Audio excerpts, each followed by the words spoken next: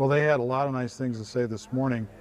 Joel is here, and he's the deputy chief. Right. And he was commenting about all the great things we're doing, and then talking about what we're going to do in the future. The future. I can hardly wait. Exactly. But I think what we've done with the AmeriCorps concept, we've got a lot of potential for this to really be not only done nationally in the future, but really taking it home and allowing the youth and the adults to leverage it at home. Well, I think after the folks that have been here at Shasta Trinity and the other 4 sites also, when those boys get home and they talk to their lodges and tell the people who couldn't or wouldn't come, and they start spreading that message, if we do this again, I don't believe it'll be as difficult then as it is this time to fill whatever we decide to do. How many did you end up with here? I had a full complement of about 650. That's great. And then a little more if you count the Forest Service personnel that were on board with us. That's terrific. Yeah, it turned out pretty well. Tell me about the unexpected event you had this week with the President of the United States. We got a phone call from the White House, I believe it was Monday, that the possibility existed that one youth was going to be honored by the president. His schedule was tentative at that time, but it looked like he was going to come to California and that he would honor one youth with his special youth award.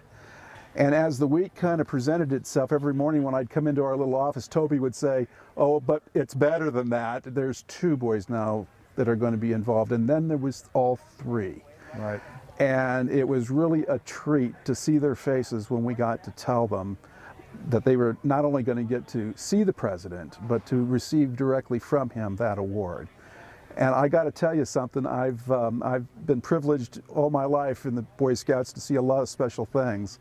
That was a treat to be able to see those 3 youth receive that from the hand of the President of the United States. So we had Jake Wellman. Jake Wellman was there, and Mark Hendricks, our region chief, and Alex Braden, who's our deputy incident youth commander. And tell me about pulling Mark off the trail. Oh, that was something. Mark, of course, is a member of the I-Corps, and he was out doing his thing, doing his work. And we had just told Jake and Alex what was going to happen. Of course, their reaction was priceless. And somebody said, "How are we going to tell the region chief, Mark?" So that was kind of going on in my office. Well, I'll call him, no, I'll call him, no, I'll call him. And finally I said, "No, gentlemen, I'll call him." And I don't know how the other forces are running, but we have a command signal for each individual, and I'm command 1 because I'm the incident commander. And so when I called his sign and mine, he responded, of course, and I asked for his immediate extraction out of the back country at a certain place. And I'm told later that the frequency was very quiet because I didn't use the radio all week.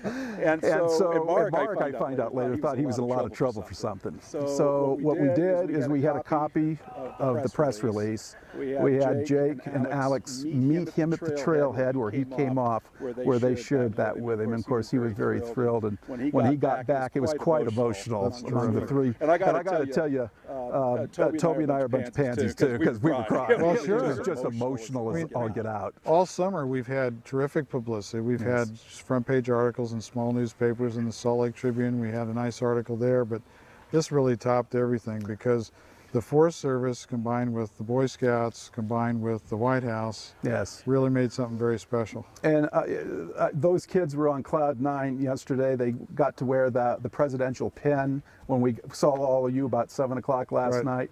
And I know everybody was excited for them. And when we left to go down the hill for the event, people in the parking lot were all doing this at us. They all knew what was coming off at that time. And when we got back, it was even better. The kids did a wonderful job. I'm very proud of them. So how did you and Toby enjoy the day? We enjoyed it immensely.